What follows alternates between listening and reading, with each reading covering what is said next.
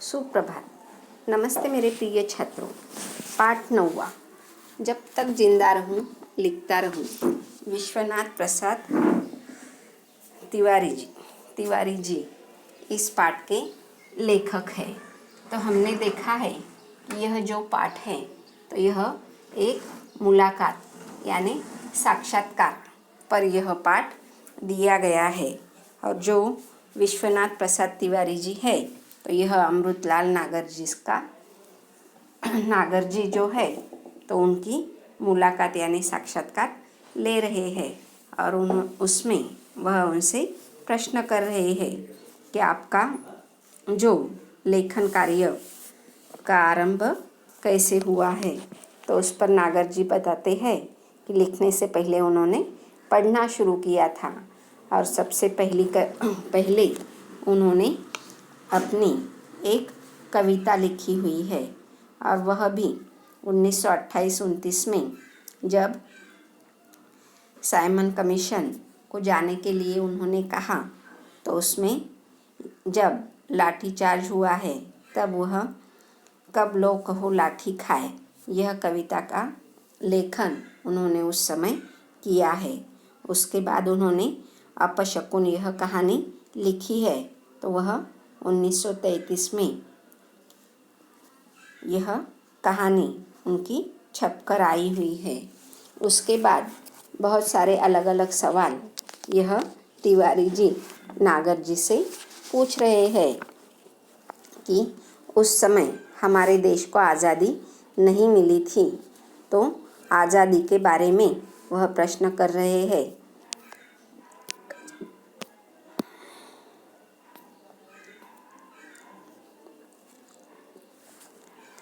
कि देखो आपके लेखन में गरीबों के प्रति जो करुणा है वह किससे प्रभावित हुई। तो तिवारी जी नागर जी से प्रश्न कर रहे हैं कि जो आपने लेखन कार्य किया हुआ है तो उसमें गरीबों के प्रति करुणा का भाव दिखाई देता है। तो यह भाव किस तरह से दिखाई देता है तो उसका जवाब नागर जी यह दे रहे हैं कि मेरी पहली कहानी जो है प्रायश्चित्त तो उसमें यह करुणा के भाव दिखाई देते हैं।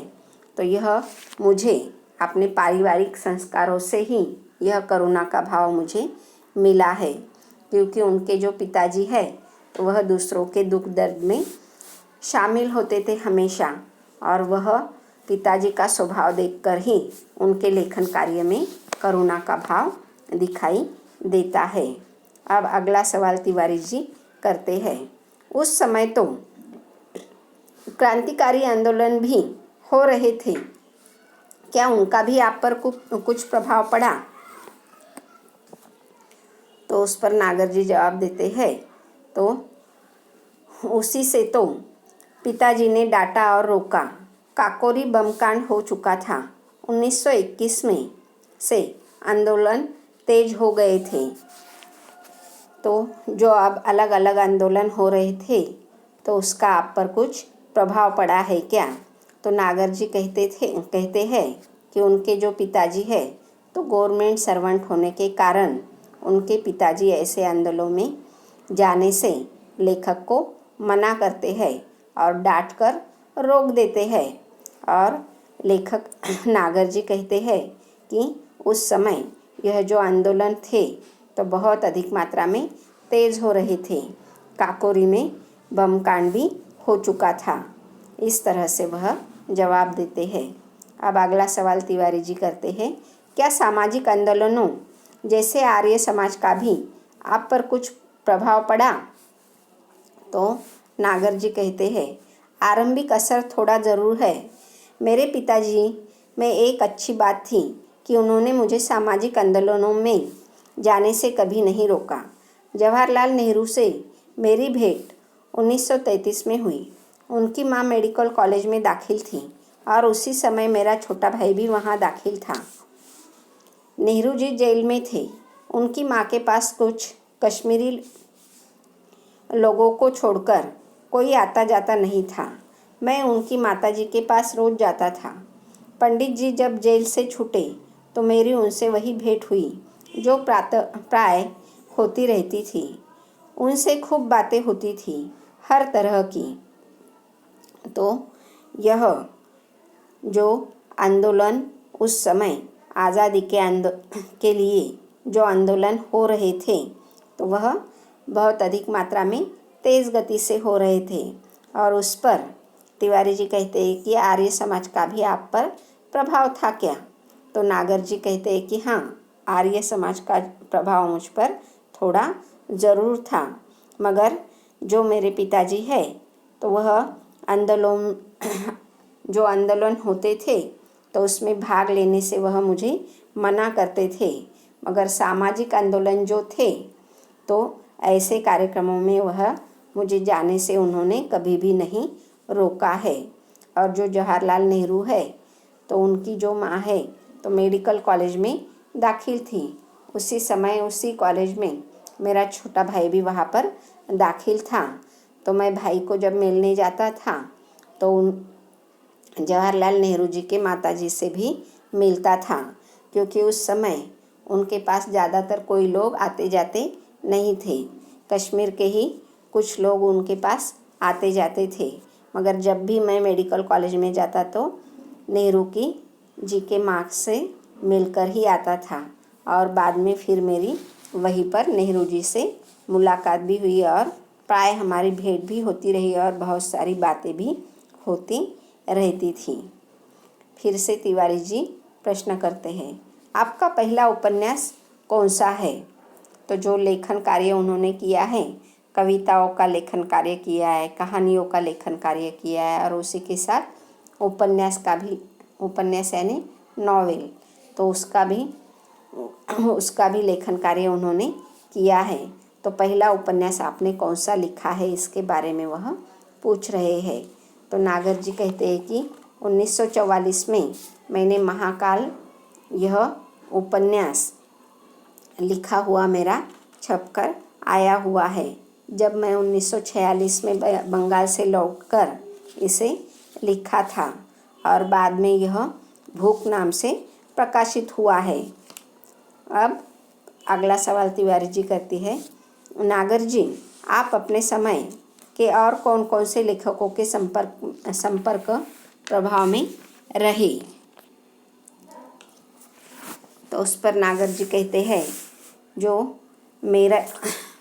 मुझे प्रभावित कर सके ऐसे जो लेखक थे तो उसमें जगन्नाथ दास रत्नाकर, गोपाल राय गहमरी, प्रेमचंद, किशोरीलाल गोस्वामी, लक्ष्मीधर वाजपेयी आदि के नाम मुझे याद आते हैं। और माधव शुक्ल हमारे यहाँ आते थे।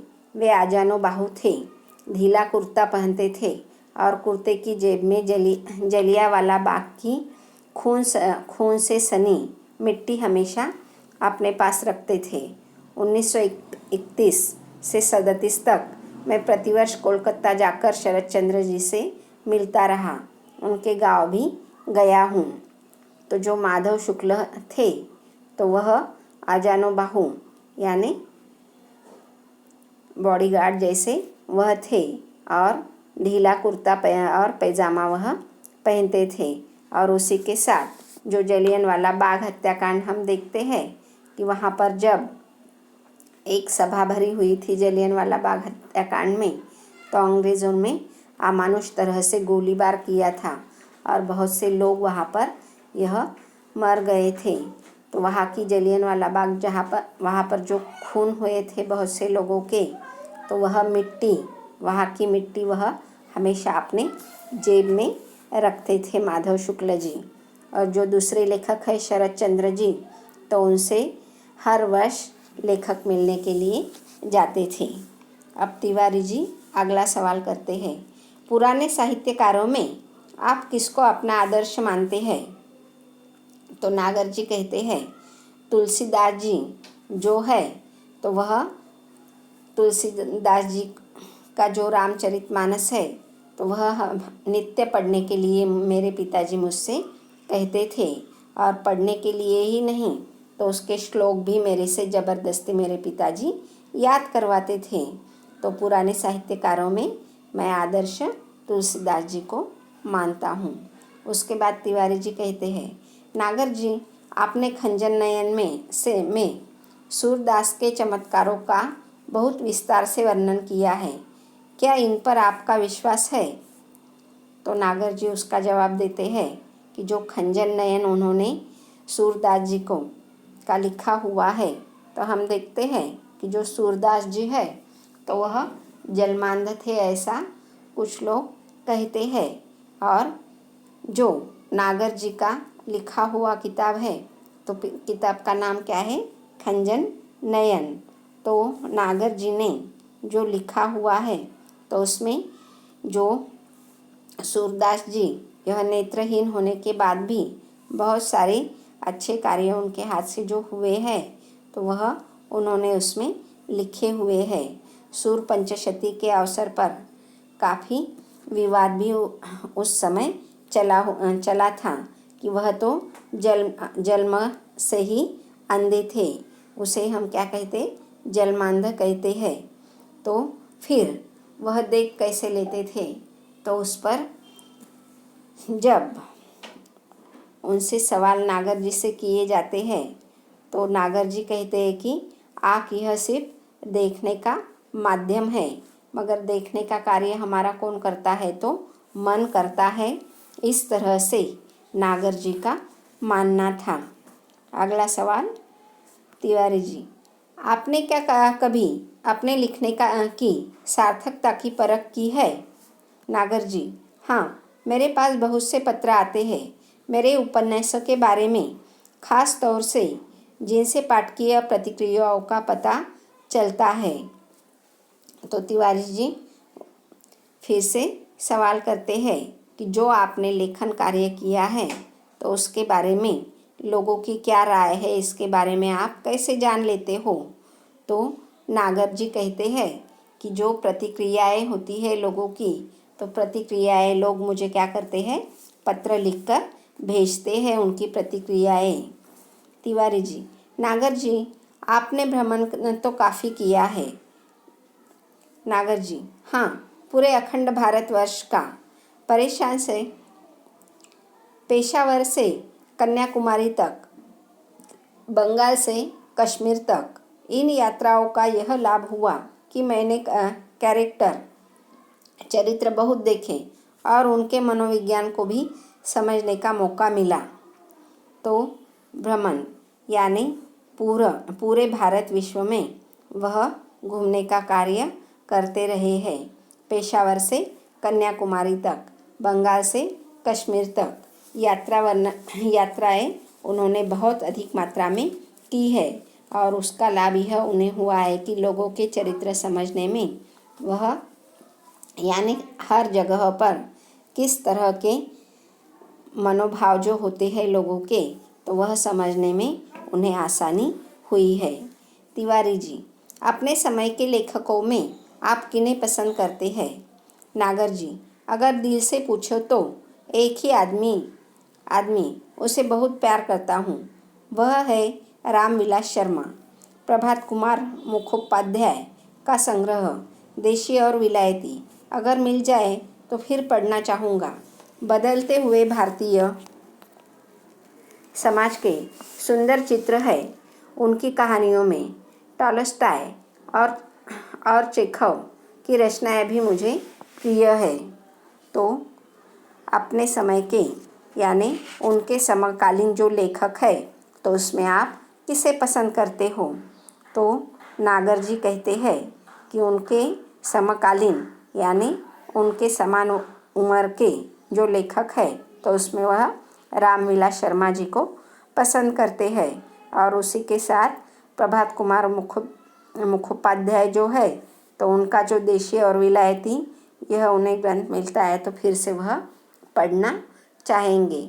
और टॉलस्टॉय और चेखव की रचनाएं भी उन्हें बहुत अधिक मात्रा में पसंद थी। तिवारी जी, आपने तो पत्रों का भी बहुत संकलन किया। नागर जी, हाँ, बहुत। पत्रों का संग्रह भी काफ़ी है, लेकिन वह व्यवस्थित नहीं है। मैंने प्रत्येक जाति के रीति रिवाज भी इकट्ठे किए हैं। इसके लिए घूमना बहुत पड़ा है। बड़े बूढ़ों से सुनकर भी बहुत कुछ प्राप्त किया है। गदर के फूल के लिए मुझे बहुत लोगों से मिलना जुलना पड़ा। तो नागर जी जो है तो वह पत्रों का भी संग्रह करते हैं, मगर जो पत्र उनके पास है तो वह व्यवस्थित इकट्ठा उन्होंने करके नहीं रखे हुए हैं। इस तरह से वह बताते हैं। और उसी के साथ उन्होंने हर एक जाति के, हम देखते हैं कि जो अलग अलग धर्म है उसमें भी अलग अलग जातियां हैं, तो सारे जातियों की पढ़ाई भी उन्होंने की है और रीति रिवाज भी समझकर लिए हुए हैं। क्योंकि हम देखते हैं कि हर जाति में हर एक के रीति रिवाज अलग अलग होते हैं। हम यह देखते हैं जो शादी ब्याह भी होता है तो हर एक समाज में शादी ब्याह भी अलग अलग तरीके से होते हैं। उसी के साथ जो नामकरण विधि होते हैं वो अलग होता है। तो हर एक जाति में यह रीति रिवाज है, तो उसका भी पढ़ने का कार्य उन्होंने किया है। और गदर के फूल, इसमें वह लिखा भी हुआ है। तिवारी जी, आपने अपने उपन्यास के लिए फील्ड वर्क बहुत किया। नागर जी, हाँ, बहुत करना पड़ा है। नाचो बहुत गोपाल के लिए सफाई कर्मियों की बस्तियों में जाना पड़ा, उनके रीति रिवाजों का अध्ययन करना पड़ा। तो यह नागर जी ने जो लेखन कार्य किया है तो समाज में प्रचलित क्या है, किस तरह से समाज की गतिविधियाँ होती है, उसके बारे में वह खुद जाकर उसकी पढ़ाई करने के बाद ही वह लिखने का कार्य करते थे। तो उनका जो नाचो बहुत गोपाल, यह सफाई कर्मियों पर यह जो उपन्यास है तो उसके लिए उन्हें उनकी बस्तियों में जाना पड़ा। उनके रीति रिवाज जो है तो उसका भी अध्ययन उन्हें करना पड़ा है शुरू में। तिवारी जी, नागर जी, क्या आप मन और प्राण को अलग अलग मानते हैं? नागर जी, हाँ, प्राण को मन से अलग करना पड़ेगा। मन की गति आगे तक है, प्राण को वहाँ तक खींचना पड़ता है। मन एक ऐसा निर्मल जल है जिससे जीवन के संस्कार रंगते हैं। मन प्राण से ही सत्ता है। तो नागर जी अगला सवाल करते हैं कि क्या आप मन और प्राण को अलग अलग मानते हैं क्या? तो नागर जी कहते कि हाँ, अलग अलग मैं मानता हूँ। क्योंकि हमारा मन कैसे होता है, बहुत अधिक मात्रा में चंचल होता है। मन की गति बहुत अधिक मात्रा में तेज होती है। अभी हम यहाँ पर एक जगह पर बैठे हैं, मगर हमारा मन कहीं और जगह की भी, शरीर यहाँ पर बैठा हुआ है मगर हमारा मन दूसरी जगह पर जाकर वह इधर उधर की बातें सोचते रहता है। तो मन की गति हमारी बहुत अधिक मात्रा में ज़्यादा होती है, मगर मन और प्राण से ही सत्ता है और मन प्राण के नज़दीक ही हमेशा रहता है, उनका ऐसा कहना है। तिवारी जी, सुर में आपने मन को ही पकड़ा है। नागर जी, हाँ, सुर ने एक जगह लिखा है, मैं 10 दिशाओं में देख लेता हूँ। जब पूरी प्राण शक्ति एक जगह केंद्रित होगी तो इंटट्यू आई बनेगी। तो यह जो सूरदास जी है तो उनका भी इसी तरह का कहना था। तो उनकी बातें आपने लिखी हुई है। एक जगह पर उन्होंने यह लिखा है कि जो हमारा मन होता है तो 10 दिशाओं में वह घूमकर आ सकता है, मगर प्राण यह जो होता है तो एक ही स्थान पर केंद्रित हो जाता है। इस तरह का उनका कहना है। अब अगला और अंतिम सवाल तिवारी जी नागर जी से कहते हैं, नागर जी, हम लोगों ने आपका बहुत समय लिया, बल्कि आपकी उम्र और स्वास्थ्य का भी लिहाज नहीं किया। नागर जी, स्वास्थ्य ठीक है मेरा। पत्नी की मृत्यु के बाद एक टूटन आ गई थी, लेकिन फिर मैंने सोचा कि लिखने के सिवा और चारा क्या है। तुम लोग यह मनाओ कि जब तक जिंदा रहूं लिखता रहूं, एक नाव के यात्री से। तो अंतिम सवाल तिवारी जी कहते हैं कि हमने आपका बहुत समय लिया है, आपके उम्र का भी हमने लिहाजा नहीं रखा है। आपका स्वास्थ्य भी हमने यहाँ पर आपको नहीं पूछा है। तो उस पर नागर जी कहते हैं कि मेरा स्वास्थ्य अच्छा है, ठीक है, मगर मेरी पत्नी की मृत्यु के बाद एक मेरी ज़िंदगी में टूटन सी आ गई थी, एक तरह की कमी आ गई थी। मगर उसके बाद मैंने फिर से लिखना शुरू किया तो उसके बाद मुझे अच्छा महसूस हुआ है और मैं जब तक ज़िंदा रहूँगा तब तक मैं लिखता रहूँगा। इस तरह से वह कहने लगते हैं। और यह जो पाठ लिया गया है, एक नाव की यात्री से यह पाठ लिया गया है। अब इसके शब्दार्थ देखो। बहिष्कार करना यानी त्याग करना या निकाल देना। शैली यानी प्रणाली, रीति, तरीका। भ्रमण यानी घूमना फिरना। संकलन यानी संग्रह करना। तो इस पाठ के प्रश्न उत्तर आपको वर्कबुक में पूर्ण करने हैं। तो धन्यवाद छात्रों।